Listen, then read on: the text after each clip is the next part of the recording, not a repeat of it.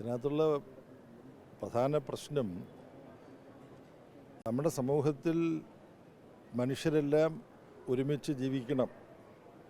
ഇപ്പോൾ കൊല്ലം ശ്രീനാരായണ കോളേജിൽ നിന്നിട്ടാണ് ഞാൻ നിങ്ങളോട് സംസാരിക്കുന്നത്.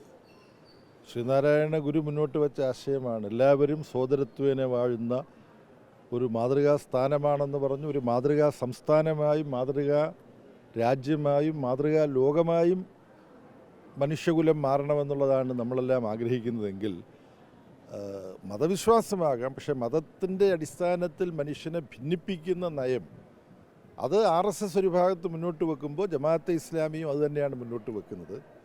അപ്പം RSSനെ ശക്തമായി എതിർക്കുന്നു എന്ന നിലപാട് അഖിലേന്ത്യാ തലത്തിലെടുക്കുന്ന കോൺഗ്രസ്സിന് RSSൻ്റെ ഒരു ന്യൂനപക്ഷ പതിപ്പുമായി സന്ധി ചെയ്യുന്നതിന് എങ്ങനെ ന്യായീകരിക്കാൻ കഴിയും എന്നുള്ള ചോദ്യം കേരളത്തിലെ ജനങ്ങൾ ഗൗരവമായിട്ടെടുക്കും.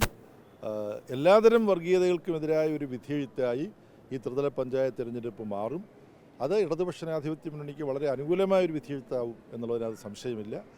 ഏതാനും മാസങ്ങൾ കഴിഞ്ഞ് നടക്കാൻ പോകുന്ന കേരളത്തിലെ നിയമസഭാ തിരഞ്ഞെടുപ്പിലും വർഗീയതയ്ക്കെതിരായിട്ടുള്ള കേരള മനസ്സിൻ്റെ ഒരുമിച്ചുള്ള പ്രതികരണം ഉണ്ടാകാൻ പോകുന്നു. അതിൻ്റെ നാന്ദിയായിട്ട് ഈ ത്രിതല പഞ്ചായത്ത് തിരഞ്ഞെടുപ്പ് മാറും എന്നാണ് പറയാനുള്ളത്.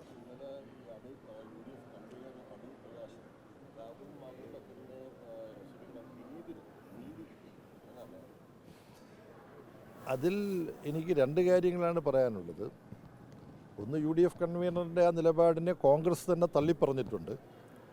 പക്ഷേ UDF കൺവീനർ പറഞ്ഞത് കോൺഗ്രസിൻ്റെ ഉള്ളിലിരിക്കുന്ന ആശയമാണോ എന്നുള്ളൊരു സംശയമുണ്ട്. ഉദാഹരണത്തിന് രാഹുൽ മാങ്കൂട്ടത്തിനെല്ലാം അവസാന ഘട്ടം വരെ സംരക്ഷിക്കാനും ന്യായീകരിക്കാനുമാണ് കോൺഗ്രസ് നേതൃത്വം തയ്യാറായിരുന്നത് എന്നുള്ള വിഷയം എനിക്കുണ്ട്. അപ്പോൾ കേരള സമൂഹം ഇതിനെക്കുറിച്ച് ഗൗരവമായിട്ട് ആലോചിക്കുമെന്ന് ഞാൻ വിചാരിക്കുന്നു. പക്ഷെ നമ്മുടെ കോടതികളുടെ പെരുമാറ്റത്തിലും കോടതികൾ നൽകുന്ന വിധിയും ഒക്കെ വലിയ ആശങ്ക ജനങ്ങളിൽ ഉണ്ടാക്കുകയാണ്. ഇപ്പോൾ ഒരു അതിജീവിതയുടെ ഐഡൻറ്റിറ്റി വെളിപ്പെടുത്തുക എന്നുള്ള കുറ്റം വളരെ ഗൗരവമുള്ളതാണ്. ആ കുറ്റം ചെയ്ത ശ്രീ രാഹുൽ ഈശ്വറിന് ജാമ്യം നിഷേധിച്ച പോലീസുകാർക്ക് ചോദ്യം ചെയ്യലിന് വിട്ടുകൊടുക്കുന്ന കോടതി നിലപാടും വളരെ ശരിയാണ്.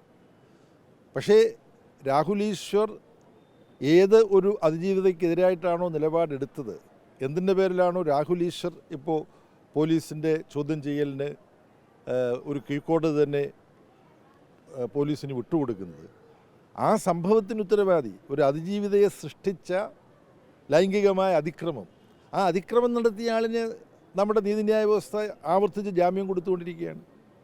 അതുപോലെ തന്നെ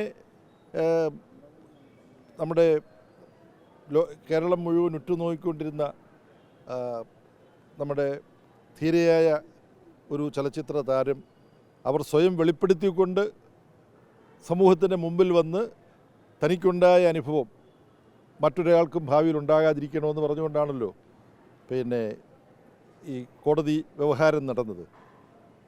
ആ കോടതിയിൽ ഇപ്പോൾ വന്നിട്ടുള്ള കോടതിയുടെ വിധി കേരളത്തെ ഞെട്ടിച്ചൊരു വിധിയാണ്. സംസ്ഥാന ഗവൺമെൻറ് ഉറച്ച ഒരു സമീപനം, എല്ലാ കുറ്റവാളികൾക്കും ശിക്ഷ കിട്ടാൻ വേണ്ടിയിട്ടുള്ള നീക്കം നടത്തും.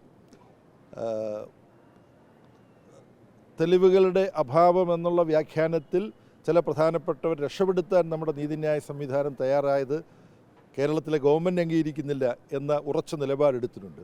പക്ഷെ കോടതികളുള്ള വിശ്വാസം ജനങ്ങൾക്ക് വലിയ തോതിൽ ഇടിയുന്ന തരത്തിലുള്ള വിധികൾ എന്തുകൊണ്ടാണ് പുറപ്പെടുവിക്കുന്നത് എന്നുള്ളൊരു സംശയം നിങ്ങളുമായി പങ്കുവെക്കാൻ ഞാൻ ഈ അവസരം ഉപയോഗപ്പെടുത്തുകയാണ്.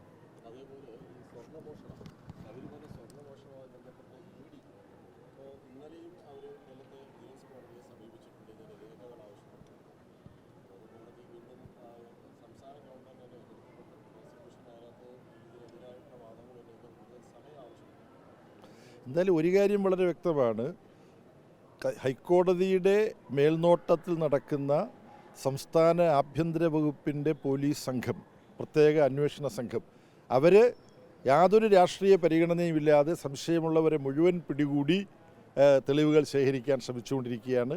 അപ്പോൾ ശബരിമല സംഭവവുമായി വിവാദവുമായി ബന്ധപ്പെട്ട് ഇപ്പോൾ പൊതുജനങ്ങളുടെ മുമ്പിലുള്ള ഒരു കാര്യം, കേരളത്തിൻ്റെ ആഭ്യന്തര വകുപ്പ് വളരെ ശക്തമായി ഈ കേസ് അന്വേഷിക്കുന്നു. ഒരാളെയും രാഷ്ട്രീയമായ ഒരു പരിഗണനയും വെച്ച് സഹായിക്കാനുള്ള സമീപനമില്ല എന്നുള്ളതാണ്. അത്തരത്തിൽ ജനങ്ങൾക്ക് വലിയ ആശ്വാസമാണ് കേരളത്തിലെ ആഭ്യന്തര വകുപ്പ് ശബരിമല വിഷയം കൈകാര്യം ചെയ്യുന്ന രീതി. ഓക്കെ.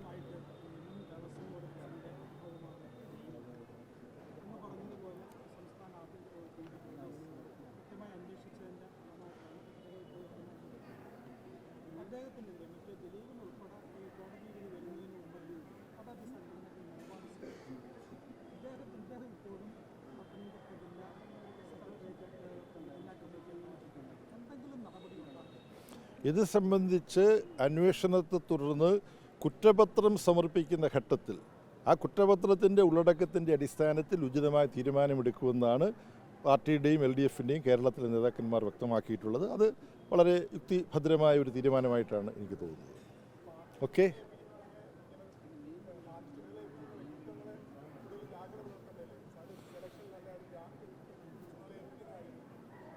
പാർട്ടി ജാഗ്രതയോടുകൂടി തന്നെയാണ് ചുമതല ഏൽപ്പിക്കാറുള്ളത്. പാർട്ടി അങ്ങനെ ചുമതല ഏൽപ്പിക്കുന്നതിനെ തുടർന്ന് ആ ചുമതല ഏറ്റെടുക്കുന്നവർ അതേ ജാഗ്രത കാണിച്ചിട്ടുണ്ടോ ഇല്ലയോ എന്നുള്ളതാണ് ഇപ്പോൾ ഒരു ചോദ്യമായിട്ട് വന്നിട്ടുള്ളത്. അതിനെക്കുറിച്ച് കൂടുതൽ വിവരങ്ങൾ വരുന്ന മുറയ്ക്ക് പാർട്ടിയും ഗവൺമെൻറ്റും ഉചിതമായ തീരുമാനങ്ങളെടുക്കും.